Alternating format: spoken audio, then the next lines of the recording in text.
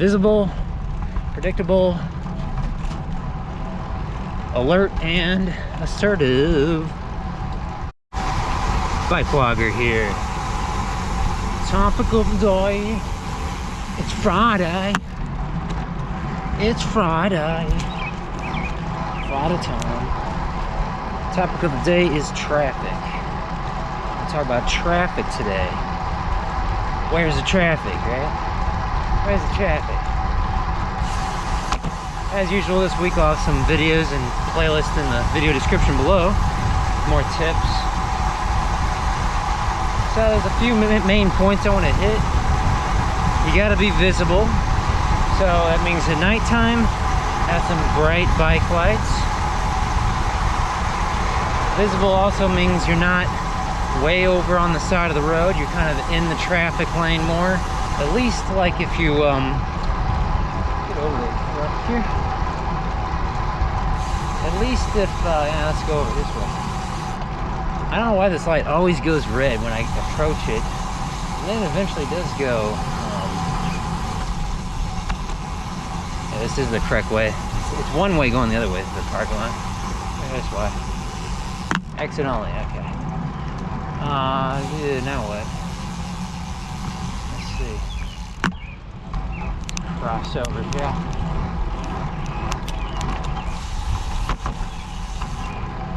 There we go. Trying to avoid the light. But yeah, traffic, so you gotta be visible, that's number one. You gotta be predictable. You gotta be riding your bike predictably. Cutting through parking lots like that isn't quite so predictable. So maybe don't do that. Anyway, ride your bike in a straight line. That's pretty critical. You're dealing with parked cars. If you're dealing with parked cars, you don't want to be going in and out of the parked cars. Sorry about that. Is that a little flashing in the camera lens there? Anyway, you don't want to be going in and out of the parked cars.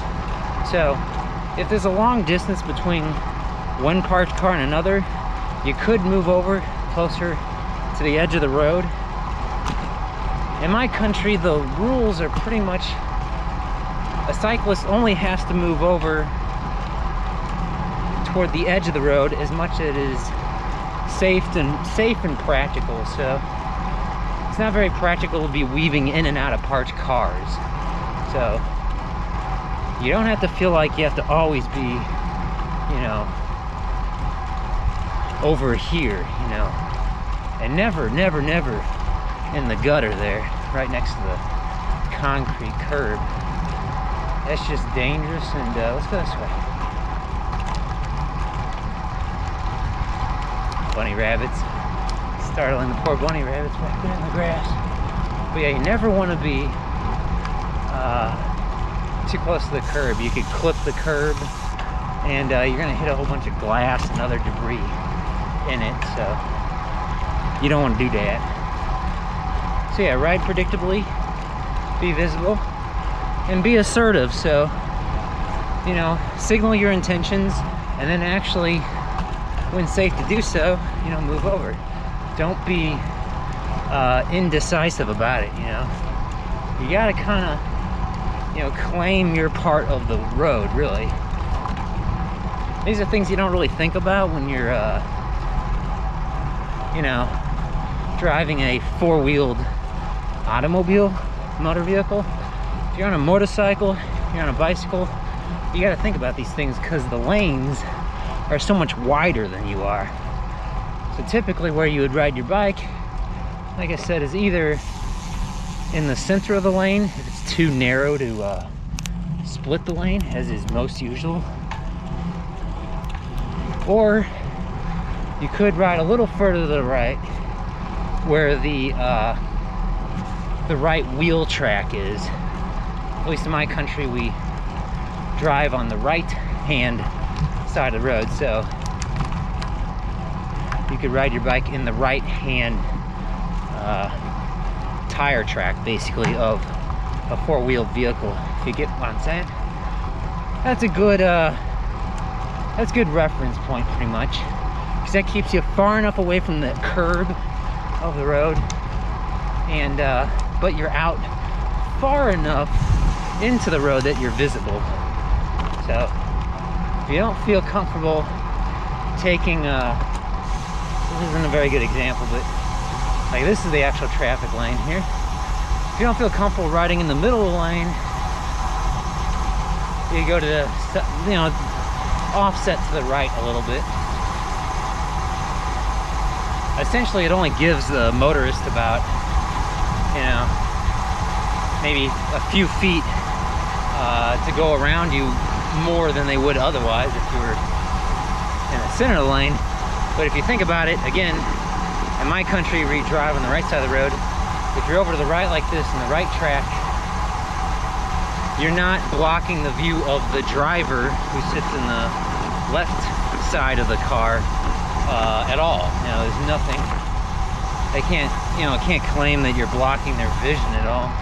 Although that doesn't really matter because, I mean, there's, you know, big trucks and everything that's on the road that's blocking, you know, the person behind them, their vision. And if it's blocking their vision so much that it's a hazard, they're following too closely anyway. You know, they're tailgating, as they call it.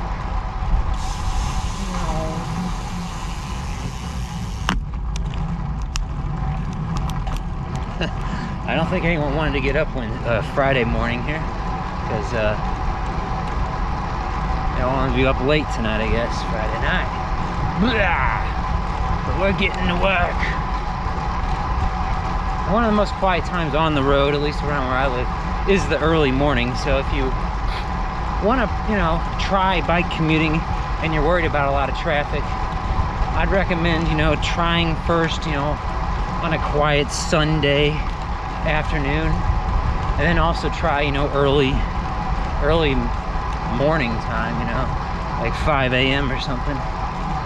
But just keep in mind, if you're out when it's dark like this, you really need some bright lights. You know, I think the brightness lumens of a like, you know, a single motorcycle light, let's go over, is about 700 lumens maybe. So you need a pretty bright light, but LED technology has made it a lot more affordable. So in a city that's well lit, like this is pretty well lit, you could probably get by with maybe 400 lumens. You know, the brighter the better though. And like I said, it doesn't cost so much anymore. So last tip I'll leave you with today is be alert. You know, just be aware of what's going on around you. You know, look before you make a move. You know, just be aware. I'm not so worried about cyclists being alert who are, you know, serious about bike commuting or whatever, because they're probably, you know, they're not joyriding, they're driving their bike like they would their car. You know, they're looking around and everything. In fact, there's really less distractions, you know. You're focused on going somewhere, versus in a car, you're kind of, you know, you got a whole entertainment center around you. So just be alert, and yeah, visible, visible, predictable, alert, and assertive. That's the going game today. Well, thanks for coming along with me this week. Bike in the dark week, we'll call it. This closes out the week. Thanks for coming along. We'll see you next time. Whew.